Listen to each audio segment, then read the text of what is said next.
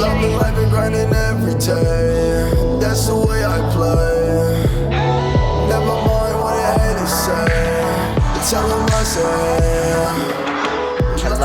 Hello. It's your boy B Moore, joined by my co-host Rustin Stewart, and this is episode number 13 of the From New York to the Chi podcast. Russ, how you doing, man? What's good? Lucky number 13, baby. What's up, man? How you feeling, man? I'm good, man. I'm good. It's good to see you again, and we got a lot of things happening, man. I want to let all the listeners know that we have a sponsor. We got a brand new sponsor to the From New York to the Chi podcast, man. So I'm excited about that. So just want to let everyone know that this episode of From New York to the Chi is brought to you by Title Boxing Club Maplewood. Title Boxing Club Maplewood is very proud to sponsor this episode of the From New York to the Chi podcast. Title Boxing Club is fun, energetic, and a little sexy, kind of like the hosts of this show. Title Boxing Club offers an amazing group of boxing and kickboxing classes along with top-notch personal training. To sign up for Title Boxing Club's free daily 5-minute long workouts, just send them a message and they will respond as quick as a jab from the greatest, Muhammad Ali. You can follow Title Boxing Club Maplewood at TBC Maplewood on Facebook and on Instagram at Title Boxing Maplewood. Whenever I'm in St. Louis, you know you can find me at Title Boxing Club Maplewood. Is where I go for an exhilarating and fun boxing workout. And Russ, you just started boxing, right? I've been boxing for years. You just kind of got into it a little while ago, right? Yeah, man. I've always been a big fan of boxing. My dad was a huge boxing fan, so I would, watch a lot of boxing matches with my father.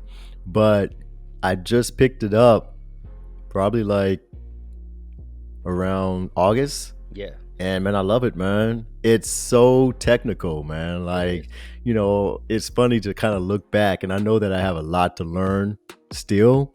But, I really thought I was doing something. You know how you always like shadow box and you're like, yeah, I'm going to do this. I'm going to do that. Man, he destroyed every thought that I had about boxing. Yeah. And because it's so technical, that. Our boys over at Title Boxing in Maplewood know that, right? Yeah. It's not just throwing punches. It's some technical, stuff behind boxing, man. So it's very interesting to learn, and it's a great exercise to get that heart rate up, man. Yeah, it's nothing like a boxing workout, and it is so technical. That's why they call it the sweet science. It's always, when I first started, I was a couple months in, maybe like 6 months or so in, and I was hitting a punching bag, and I was nice. I was nice on the punching bag. I was nice, Russ. Mm-hmm. I was feeling myself. Then I got in the ring, and I had my first couple sparring sessions. Yeah, and things changed, huh? There's a change quickly. They changed quickly. It's a huge difference between being it's a huge difference between hitting something that actually hits back and that moves. Changes things. It changes things a little bit, right? Things, yeah. So definitely shout out to our guys out there at Title Boxing. And you know what, B? Because I know you know. What's the quote from Mike Tyson? Everybody has a plan until they get punched in the mouth. Exactly. Yes. So, I'm getting, my punches are getting better. My combinations are getting better, B. But I'm really trying not to get cocky because I'm hitting mitts. Exactly. And every now and then my boxing instructor will kind of act like he's going to throw a punch. And I'm like, oh, whoa, hey, you didn't tell me about that. But man, it's definitely a fun sport, man. Yeah, so thank you to our new sponsors. So let's get right into it real quick, Russ. So Michael Strahan was in the news earlier this week. And Michael Strahan is famous for a lot of things. He's an NFL Hall of Famer. He's 7-time Pro Bowler, 2-time NFL sack leader, and most recently, the host of ABC's Good Morning America. But he was in the news for something that didn't have anything to do with football, did not have anything to do with ABC or news. He had some dental work done, and he had his iconic or his famous trademark gap closed. Anybody who's familiar with him knows that he has a prominent gap in his two front teeth, and he actually went to the dentist, had it closed. He said he always wondered what he would look like with it closed. And he had a camera crew kind of following him, documenting the process. And he said that he loves it. He's really happy with the results. So that leads me to my question to you, Russ. If you had the opportunity to change anything about you physically, would you do it? Or would you just kind of, because the reason Mike said that he didn't do it it took him so long to do it was because his parents always taught him to embrace, yourself. You are who you are, embrace all of your flaws, all of, the good things, so that's why it took him so long to do it. But now he says he loves it. So what would you do? First, let me just give a shout out to Michael Strahan because he has written the blueprint for a former athlete. Yeah. What show is he not on, B? He's on a lot of shows. He's on a lot of shows. So big ups to Michael Strahan for, extending his career and being on TV through all the shows that he's doing. Now, the question is, would I change anything about myself? I'm a little older now, B. So there's not so many things I would change about myself now because I'm very, I'm learning to be more secure with who Rustin is, how I look, and what my parents gave me through their genetics and what God gave me. So, but B, there was always, if I could just get a few more inches. Yeah. Right? Yeah. So I'm like 5'9", right? On a good day. And it's never stopped me from, being good at sports. I've always was pretty much the fastest, the most athletic on the court, football field, whatever. So I didn't really think about my height with sports, but I did think about my height when you enter a room, B, and if you're like 6'3" or over 6 foot and you have good posture and you have a good, nice size, there's a presence to you, like you command the room. So, it'd just be nice to be like over 6 foot. My ideal height would be 6'3". Right. But, it's all about how you carry yourself. You can still command a room and have that presence with being under 6 foot. It's just about your attitude and your posture. Yeah. What about yourself, B? Well, let me ask you this. What about your dad? How tall is your dad? Is he 6 feet or so? So my dad is 6 foot. Okay. Right. My mom is 5'1". Yeah. So when I get down on my height, my brother's 5'11". Okay. Right. So when I get down about my height, it could have been a lot worse for me, B. My mom's 5'1". Oh yeah, absolutely. So I try to remember that, and I've talked to girls about this, and I don't know if they were trying to be nice to me, but they were like, "I don't look at you as short, Russ." Like, no, I don't look at you. You're not short, right? And I see what they're saying, but man, when I moved to New York, B, man, I'd be walking the streets in Manhattan, and it just seemed like every guy was taller than me. I'm like, well, damn, is this the land of the giants? Right. But I'm definitely more confident in my height and who I am. But that was one thing that would, kind of get at me is my height. Yeah, you know what? I would say the exact same thing though, because the same thing. My dad is around 6 feet. My granddad's 5'11", so I'm 5'9" as well. I don't know why I got like slighted, those couple of inches, even 5. I don't even have 6 feet. I don't even like have like feel like I needed to be 6 feet, but a good barefoot 5'10" or 5'11", that would have been cool with me, because right. I don't because even then if you barefoot at 5'11", you're 6 foot with shoes on, right? Because a lot of people, when they talk about Allen Iverson, they say, most players will tell you that Allen Iverson wasn't like a legit 6 feet. They'll say he was more around like 5'11" or so. So, I don't feel like I necessarily needed it for sports or anything like that. But yeah, I would, if I had one thing to change, I would definitely, give myself like a good 5'11". You know what I'm saying? Yeah, like waking up in the morning where you're like, Yeah, yeah, yeah, because, I look at these guys that are like 6'3", 6'4". You know how many people that they're meeting that they're pretty much the tallest, yeah, right? Like, there's not too many people that they're meeting, right? Unless they're hanging out in NBA circles where the guy is taller than them. So I just always wondered what that would feel like to pretty much everybody that you come in contact with, you're taller than, yeah, yeah, But what I try to do, because I always try to look at the bright spot and be happy with what I have. yeah, I mean, I could be 6'3" and ugly, or unhealthy. right. I'm not a bad looking guy. So I take my 5'9" and, be, semi good looking dude. So you got to always think about and look at the positives, man. Yeah, So I that's always what think I've been about the trying to positive. do, Yeah, as I've gotten older. yeah, yeah. It could definitely be worse. It could be 5'6", 5'7". You know what I'm Right. saying? So yeah, I'll take my 5'9" and be happy with it. Yep. So another thing, Russ. Moving on, Master P was in the news. Make you say, oh. Didn't That's he do right. that? All right, cool. You know, Master. Here's another thing. When it comes to people choosing, because we've done like our top 5 list for rappers and all that kind of stuff.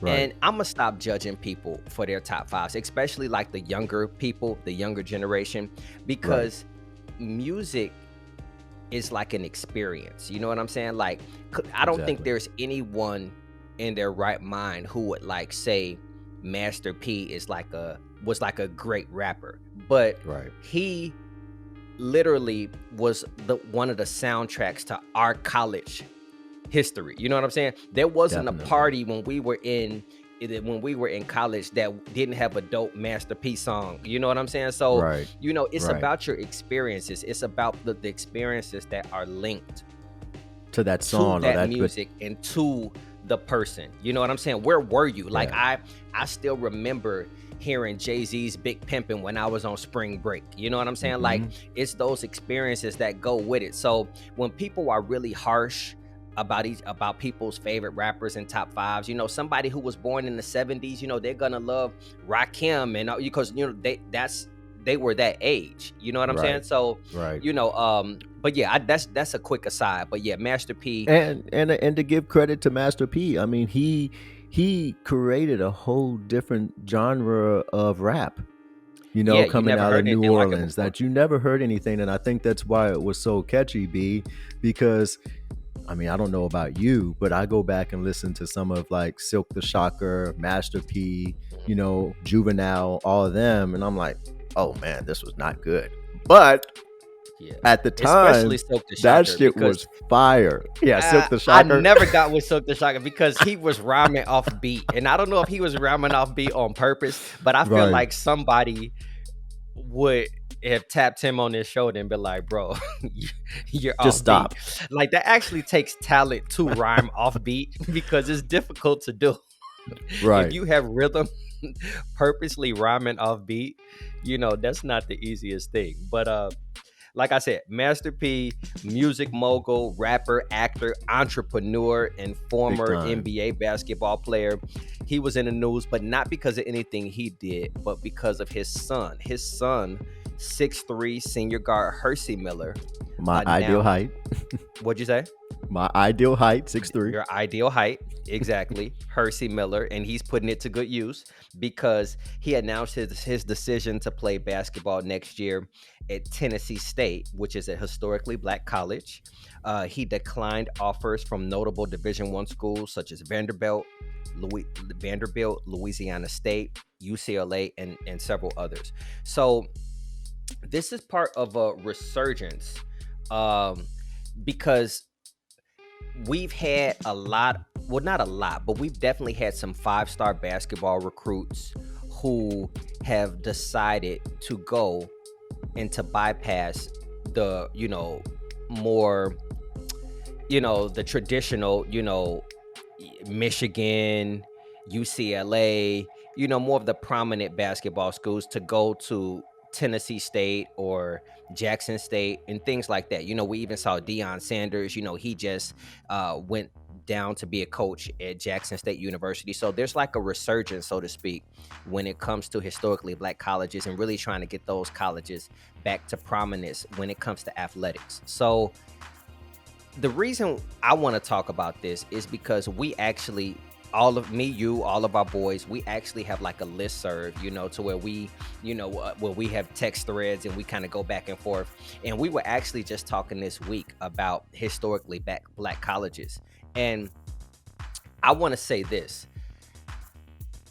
The first time I actually went on a college campus was to Tennessee State. I went on a college tour. My mom paid when I was a junior in high school. I didn't know that, B. Yeah. She paid for me to go on a Black college tour. We went to like Fisk, Tennessee State, Florida A&M, Clark Atlanta, Morehouse. It was a great college tour. I had so much fun. Can I ask you a question, B, real quick? Go ahead. Was that your idea or was that your mother's idea? It was my mom's idea. It was all her. It was all her. She wanted. And were you cool with that? Were you cool with that, or were you like, Mom, I don't like? How were your feelings? Just I take was me back. cool with it. I was excited about it. My track coaches weren't excited about it because it was in the middle of track season, and we had a couple of we had a big invitational coming up. But it was non-negotiable. My mom definitely wanted me to get this exposure, and she wanted me to go on this college tour. So I had to tell my coaches that I was going to miss, definitely one track meet as well as an invitational as well. So they weren't happy with it, but I went and I loved it. I had so much fun. I met some cool people, and I really got to see I got my first taste of what college life was like. And the first school that I saw was Tennessee State, and I loved it. I left that college tour saying that I was going to Tennessee State. I loved the campus. Just seeing so many Black people who were there for higher education. They had the most beautiful women. I mean, they were gorgeous. I mean, it was just, I bet. I was really, really excited about going to Tennessee State. Now, I eventually ended up going to University of Missouri because... Which I'm happy about, B, because we never would have met. Absolutely. Yeah, we wouldn't have met. So, but Mizzou ended up offering me a scholarship, and I always wanted to work in the journalism field, and I didn't know anything about Missouri, but they just kind of came with a scholarship, and they happened to just be the #1 journalism school in the country. So that was kind of like a done deal, because Tennessee State, they weren't offering any kind of scholarships or anything like that. So it was a no-brainer that I was going to Mizzou. So I say all that to say that I love Black colleges. I think that they instill pride in African Americans. And I think there's a difference. I think from what you hear, the teachers, it's more of a familial kind of community atmosphere where the teachers actually really care about you. And I think it's just my best friend Charles, he went to FAMU. I went down there for a spring break and I saw just how they lived, and I absolutely loved it. That being said, and this is what we were talking about on the listserv, I don't think that going to a historically Black college would have been the best thing for me when it came to my career-wise, because growing up in Chicago, which was so segregated, I literally, I was telling someone the other day, when I first got to college my freshman year, I had culture shock because there may have been 10 white kids in my senior class, maybe. I'm not even sure. Like, I'm guessing maybe, but maybe not, So I had almost no contact with any white people. My parents didn't have white friends, besides teachers at the high school. I really didn't have any interaction with white race, with members of the white race. So going to Mizzou, and ended up where I had a white roommate and I had white classmates. I ended up having white friends. That was like a culture shock for you. Yeah, but having done that, I think it made it a much easier transition. By the time 4 years later, when I graduated from Missouri, I think it definitely helped me move right into the workforce, where it's a predominantly white field in the broadcast journalism industry. And I think that it really prepared me. And I'm not saying I couldn't have adapted. I'm not saying if I had went to a HBCU that I wouldn't have adapted, but it would not have been as easy as a transition, because by the time I graduated from Mizzou 4 years later, I knew how to interact with white people. I knew kind of their mannerisms. It's just different.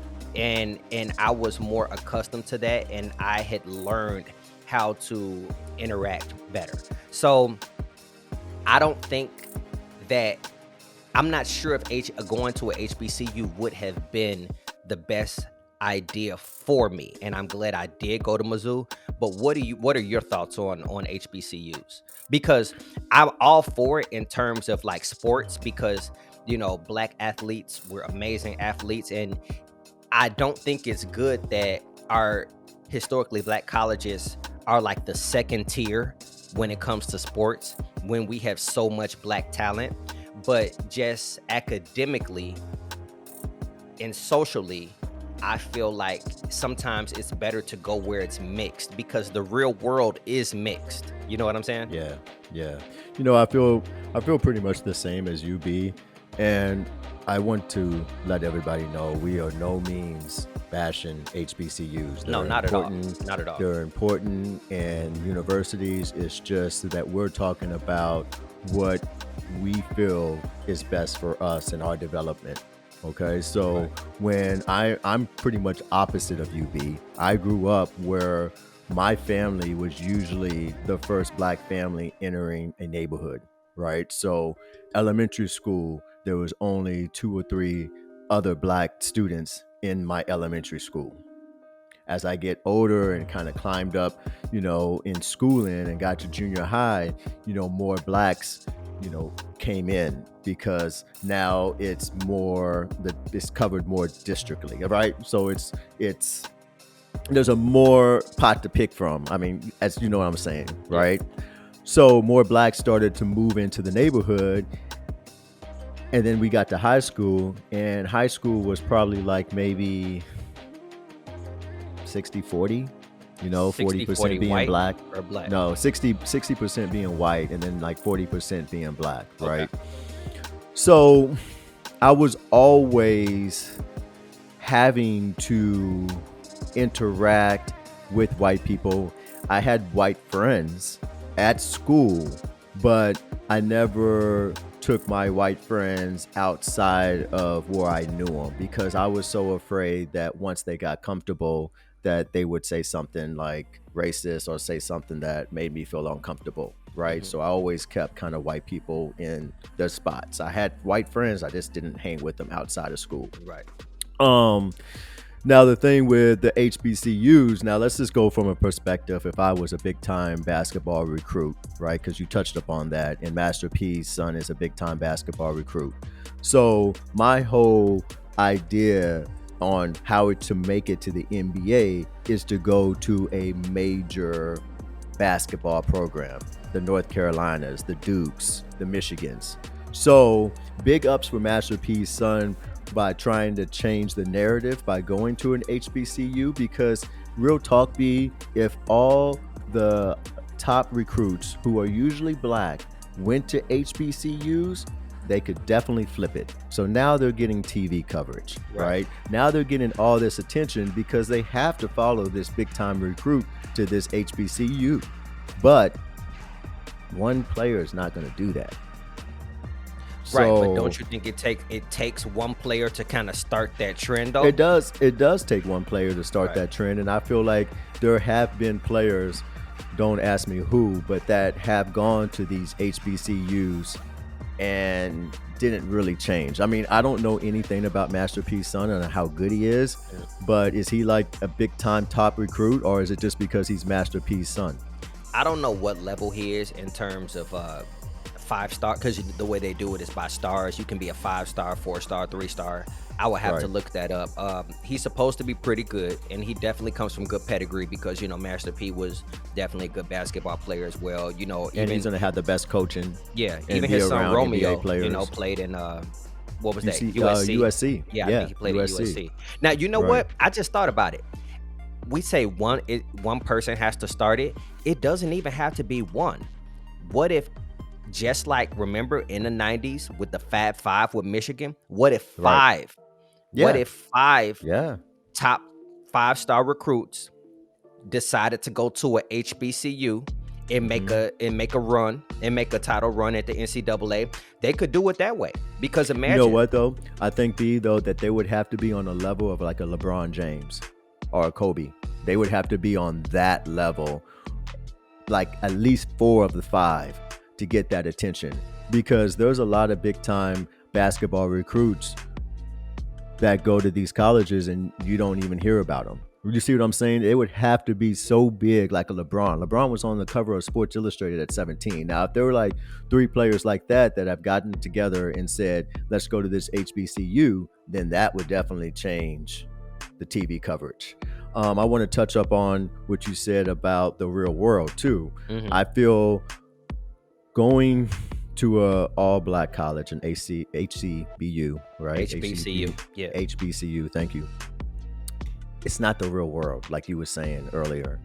I want to, unfortunately, white people dominate the corporate arena in America. So I would want to prepare myself the best way I could by going to a more diverse university. Yeah, and I'm saying it helped me because I did not come from a diverse university. So I feel like I needed that for my progression. Say if we have flipped our roles to where I went to a high school that was 60% white.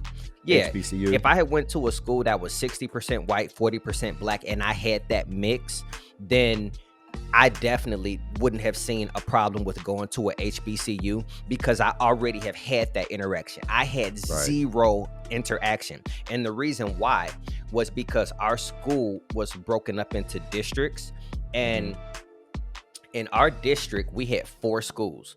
We had Oak Forest, we had Bremen, we had Tinley Park, and we had Hillcrest. I went to Hillcrest, which was like 90, if not 95% black.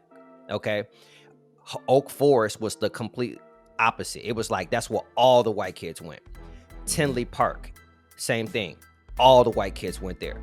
And then the other school in the district was Bremen, to where it was kind of mixed. Maybe it would have been like your 60-40, maybe kind of where you went. But I was at the all black school. So when I say I had no interaction at all with white people, I had none. So for me, it definitely sped up my progress in terms of like being able to interact with the opposite race, because I had 4 years of it, where previously I had none of it, And now also, go ahead. Also too, I'm from Kansas City, Missouri. So I grew up rooting for Mizzou to beat Kansas every time they played.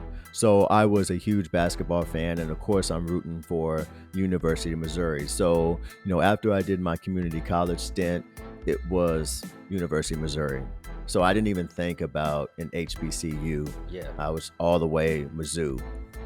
Yeah. And to be honest with you, B, and I'm going to go ahead and we touched upon this. If I went down to an HBCU, I would probably still be down there trying to graduate. I would probably have 3 kids by 3 different women. It's just, I know myself, B, and it's just best that I'm at a school where I'm not that tempted. Right. Well, I will say, like I've told you, my best friend Charles, he came from the same situation as I did. Went to Hillcrest with me, and pretty much all black school. He did go to FAMU. He got an agricultural scholarship, went to Florida A&M University, and he's just fine. He works for the federal government, has no problem interacting, but he has a different personality. Me, I'm more of a very quiet, kind of reserved kind of person, but then not with my friends. When it comes to my friends, I'm very kind of, rambunctious and all that kind of stuff. But other than that, when it's people I don't know, I don't have a very outgoing personality. You know what I'm saying? Right. Like, that's more you. So Charles was able to overcome that. I definitely needed that little bit of polishing. I need to become a little bit more polished when it Okay. came to interacting with the opposite race. So, like we Right. said, and I'm glad you said it before, nothing against historically black colleges. I love No. them. I think these schools like Morehouse and Spelman, they show nothing but black pride, and you have Hampton, and there's so many of them, and I love them. Yeah. I just know for me, and that's the thing about life, is situational. You have to find out what works for you, and I And just you know have it wouldn't have worked for me. the vice president of the United States who went to an HBCU. Yeah, absolutely. Right. So, there's definitely, I would love that sense of pride to look around and see, your professors are black and Yeah. your students around you are black. And that is definitely a sense of pride. But you know what, B, when I first moved to New York, I would go out with one of my friends from a zoo, and we see a group of black people, and we start talking to them, and then what the question always comes up: where'd you go to school? Right? And I tell them University of Missouri. First of all, pretty much nobody really knows Mizzou or University of Missouri in New York, because it's a flyover state. So they're like, unless they like into basketball, then they're like, oh yeah, I used to rock with Mizzou. Yeah, they had a good squad back in the day. But they were looking at me like I had three heads. And then it's very cliquish, right? Yeah. So I didn't go to an HBCU. So this group of black people went to an HBCU, and you talk about giving me the cold shoulder. I'm like, oh, okay, but nah, I mean, I if I ever have kids, I would definitely take them on a HBCU Absolutely. tour, because what the main thing is, being we didn't address this, is that you shouldn't have to learn how to deal with white people, right? Because it's that thing about code switching, right? You should be able to be Brian Moore, the same Brian Moore that you are with me and your boys, fine tune it a little bit when you're out there in the professional world, but it's dominated by white people. So we kind of have to play to them. You see what I'm saying? Mhm. I hope that one day we won't have to play to them. Right. Because they won't be the ones in power. So it'd be more equal, It'd be more equal. I got you. Exactly. Yeah, there's nothing wrong with equality. There's nothing wrong with equality. So, yeah, I mean, maybe when that happens, those, the kids that feel like us will say, no, I'm going to HBCU because I want to see people that look like me doing big things. Absolutely. What we got next, Russ? Yo, man, we have two callers, B. We have Charles and we have James. So, the last few weeks, we haven't really had any callers call in. So we struck gold this week. We have two. So, B, can you go ahead and play those voicemails for us, man? All right, here we go. Hey, guys, love the podcast. Got a couple quick questions for you. What do you think about the NFL expanding to 17 games and also touting that they are interested in player safety? What do you also think about this new era, new age of these NBA players and their comparison to the greats when load management is such a thing? I mean, theoretically, I can't even remember the last time I saw KD, AD, or LeBron play, and 9 times out of 10, one of them will be holding the championship trophy at the end of the year after being out for, 20, 30 plus games. And last but not least, when masks aren't required anymore, when are you going to feel comfortable not wearing one? So when they say masks aren't required in public places, how long will you all personally keep wearing a mask? Will you instantly say, hey, hallelujah, it's off? Or will you wait a couple of days, weeks, months because you're so used to it? And where would you feel more comfortable with it? Where's the last place you'll take it off? The gym, maybe going into a function, a concert, a party, a club? Just let me know. Keep up the good work, gentlemen. Love the podcast. All right, appreciate that, Charles. All right, see, thanks for the call, man. We appreciate it. So, a lot of things in that call, Russ. Let's start from the beginning. The first one was the NFL. What do you think about the NFL going from a 16-game season to a 17-game season? You know what, B? The 16-game schedule for me and a lot of NFL fans was totally fine. I think adding a 17th game to the season is just greed and all about money. Already, you know how I said that the NBA did it right during the bubble? Mm-hmm. The NFL that season, this last season, I felt like, what's going on? Like, are we gonna have an NFL season? What they're doing is kind of like they didn't have any preseason games, and they just threw these top level athletes onto the field with no, preseason, no getting ready. And that's why you saw a lot of injuries in the NFL this past season. Now, I don't necessarily agree with them having 5 preseason games before the season, because there's always that risk of injuring yourself. How do you play football at half speed? And I know it's Right. more about the players trying to get onto the team, but Mm-hmm. the starters are playing in that 4th or 5th game of that preseason for most of the game, right?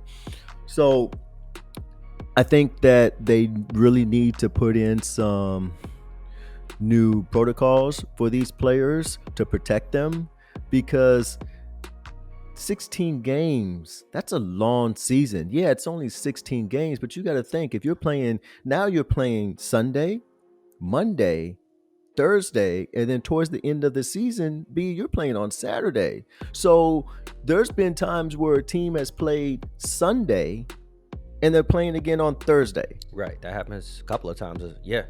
It happens, and you would think that team that played Sunday would not play Thursday and they would take a bye. I mean, I don't know the logistics of it, but I just feel like it's all about money and you're not really thinking about the player safety. We already have an issue with the concussions and the CTS and all that stuff that's going on. CTE. So CTE, sorry. Thanks you for correcting me, B.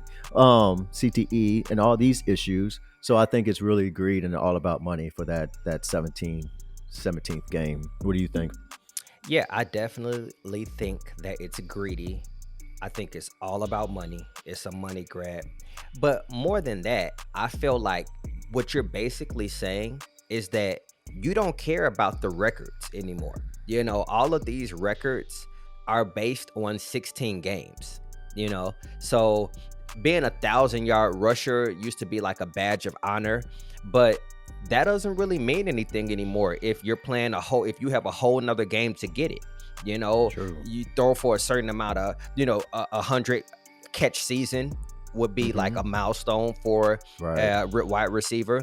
Well, that's different. That's skewed. The stats are skewed now if you add a whole entire another game. So I think just for the history of the game, and I know that football is not as numbers based as baseball. Baseball numbers are the Bible. The statistics and numbers in baseball are everything, more so than any other sport. But I just feel like if you're gonna add an entire another game, then all of the history books and the records, they don't really mean as much anymore. Because the stats are, you had a whole nother game to complete and to do what someone else had to do in 16. So I definitely go ahead. To go finish that, B. No, I definitely think it's greedy, but I also don't like it because it skews the records. Yeah, I didn't think about that, B. That's a good point. But since 1978, the league has played 16 game regular seasons, right? In a regular season, I think what they really should focus on, B, would be more exciting to the NFL fans, myself, you included, is that they took how many ever teams gets to the playoffs, right? They take the best 16 teams or however it is. I don't really know how many it is. Instead of going by divisions, as opposed to being as opposed to the divisions, because the best teams, yeah. Right, you have the division with the New York Giants and the Philadelphia and Dallas Cowboys and Redskins. That division was trash. Not one of those teams should go to the playoffs. Well, because I don't want to see them play. Hasn't that always been an argument for NBA as well? Because the West, the West has been like amazing, and then you have these you have like one or two good teams in the East, and the rest are like really subpar. Where I think you can always make that argument for taking the best teams to go to the playoffs, but that's just not easy to do if you want to preserve like the rivalries and all that kind of stuff. So yeah, Yeah, it'd be definitely difficult, but I feel like they should try that or try something else if they want to throw a little more excitement into the game because we all know that the NFL, their ratings are through the roof. yeah, Like they've definitely come back from their low ratings, due to the Colin Kaepernick. Because to be honest with you, B, I really tried to stop watching the NFL during that time. I was like, couldn't I'm do going to it. boycott it. Yeah, But then the Chiefs got really good and it was showing the Chiefs on national television. And I live in New York City and I want to see my boys play, man. So yeah, I gave in. yeah. Sorry, Colin. I hear you. I hear you. Well, But I also wanted to say something else because okay. that's what they did with the All-Star game too, with the basketball NBA, is that they didn't do the East versus West and they changed it up. And I like that Yeah, format of having, you know, players play together that probably wouldn't know one another. Right. So now you have the bonds and the friendships forming because now they're actually seeing their guy that they probably would never be on the same team and they're on their team because Steph Curry and LeBron James played on the same team for the first time ever. yeah, yeah. That was dope. That was dope. Okay, so moving along, what do you think about that's a great segue because you talk about LeBron James and Steph Curry. What do you think about the second part to Charles's question as far as players sitting out? The players are sitting out a lot of games, but at the same time, these are the same players who are going to probably be playing in the playoffs or the NBA finals. Yeah, I mean, I have a problem with that. So I was a huge Jordan fan growing up, and they would ask Jordan, like, why did you play that hard against the Milwaukee Bucks? And he said that there was some kid probably in the stands that never seen Jordan play and probably never will, and he didn't want to go 70% because that was that one kid's opportunity to see him play. Yeah, And that's how I feel. yeah, If I'm going to a game and I'm a kid or I'm a teenager and I want to see Kevin Durant play because he's my favorite player, and my parents spend all this money on tickets and you don't play because you're resting, yeah, I just have a huge problem with that. And I think that these players with these big TV deals, these teams are getting, the NBA is getting, so now they're making so much more money. I mean, I know you know this, B, but Jordan wasn't the highest paid player in the league until like his last year with Chicago, yeah. He made most of right? his money off endorsements. He made most of his money off of endorsements, but he was the best player by far in the NBA. So you get these players making these crazy amounts of salaries, and they're just like not playing because of rest. Yeah, I just, there's also too, Iverson was one of my favorite players. He played with a broken thumb, with all kind of crazy stuff on his body that would keep these players out. These players today out of the game for at least 2 games they're missing. yeah, So I definitely agree that this NBA is a new NBA. I think that people have to realize that it's a different game. It's all about offense. People want to see high scoring games. People want to see, Steph Curry shoot 30 footers. Right. So the game has changed, but I just feel like the guys back in the 80s and the 90s, those were them boys. yeah. Back in the day, playing 82 games was definitely a badge of honor, and it's Right. just not anymore. You still have some guys like LeBron James, and a lot of people don't give him respect, but James Harden does not miss games. James He Harden, doesn't. you could talk about the way he plays, but James Harden plays games, and it's just a different time.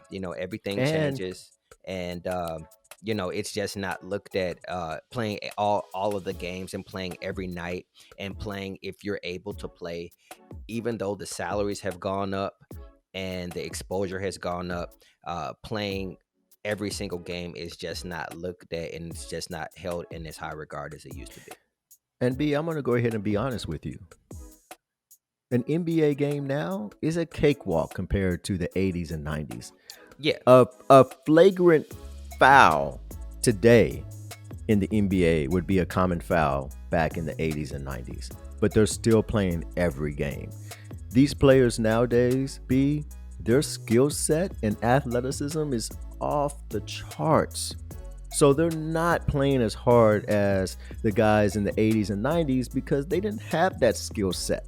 These players today are skilled, where they could do a little, in and out, or they can do a what's that move that they do?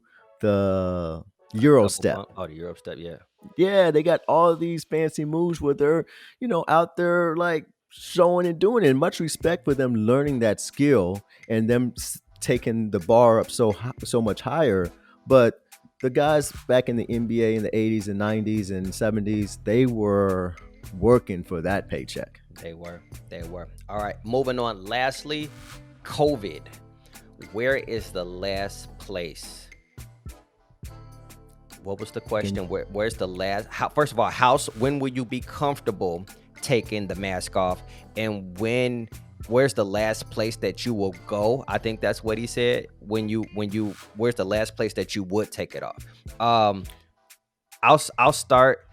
I will feel comfortable not wearing the mask when everybody else isn't wearing it. I'm not gonna be the one guy who's not wearing a mask. So when everybody else is not wearing it, I won't be wearing it either.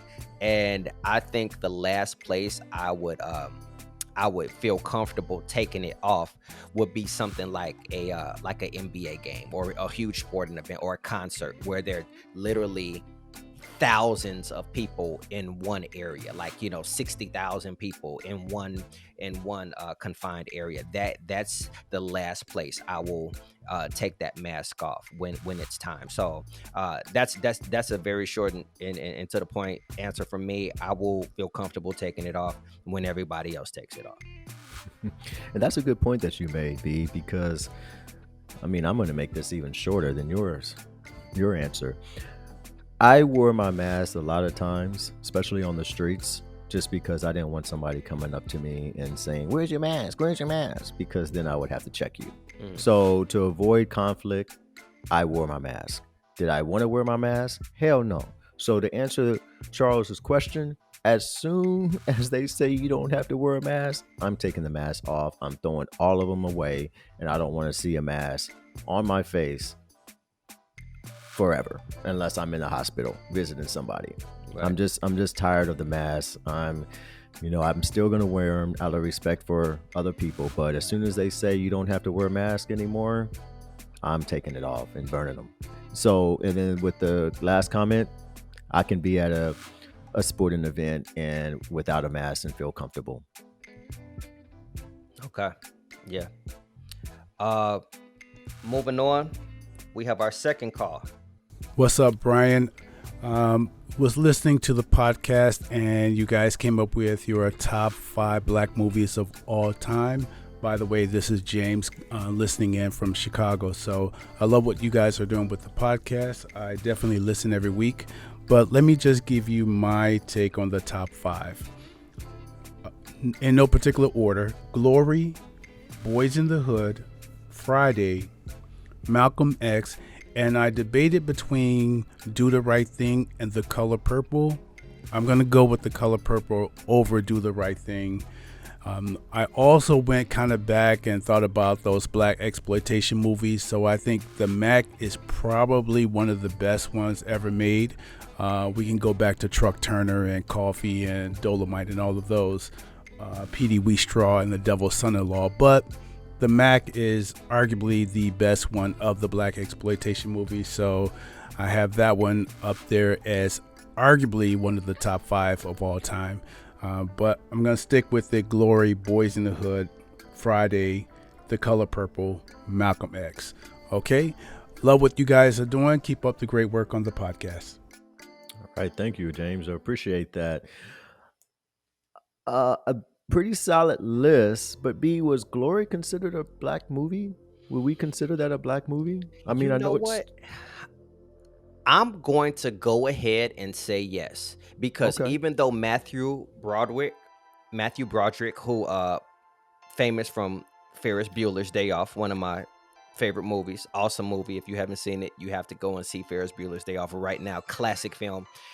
Even though he was the main character, as the general or the captain who was in charge, all of the soldiers he were leading were all black. So I think the only really white people in that movie were like the superior officers, but pretty much all of I would go as far as to say that that was pretty much a black cast, at least 70%, I would say, Well, because that's all the why I soldiers was were black.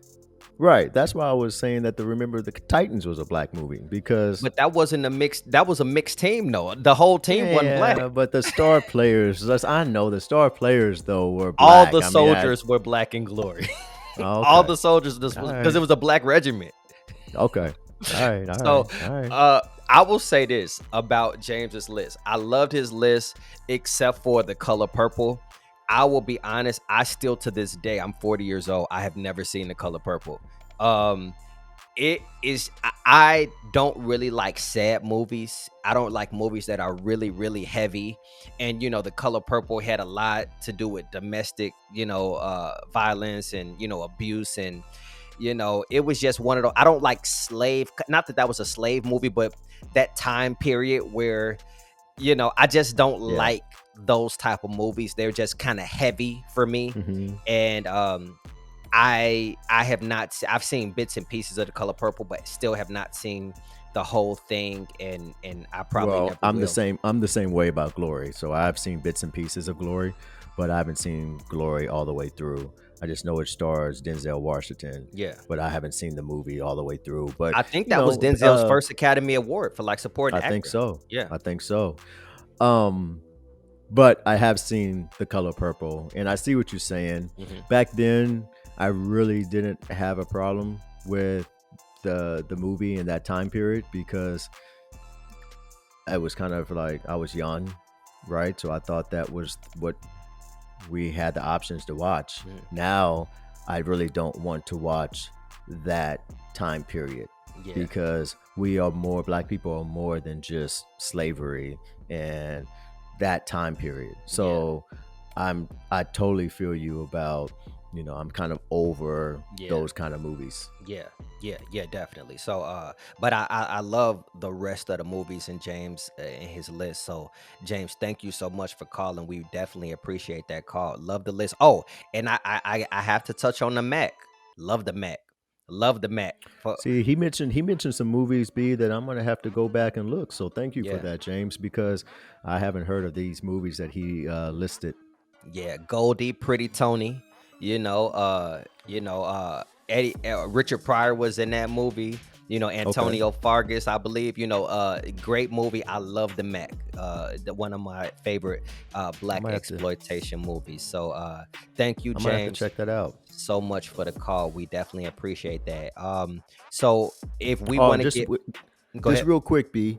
Just real quick, I want to also, for the people that try to watch the last episode on YouTube and, Kelly got cut out, we're still trying to work in 3 people on the video. So just have patience with us and we will get that working very soon. But yes, if you want to hear Kelly's part of the interview, just listen to the podcast. So go to Apple or go to Spotify and you can hear Kelly's interview. Yeah, and just so people know, when it comes to the podcast, the primary way to listen to us is the audio podcast. That's the more polished version. That's the edited version. That's kind of our bread and butter.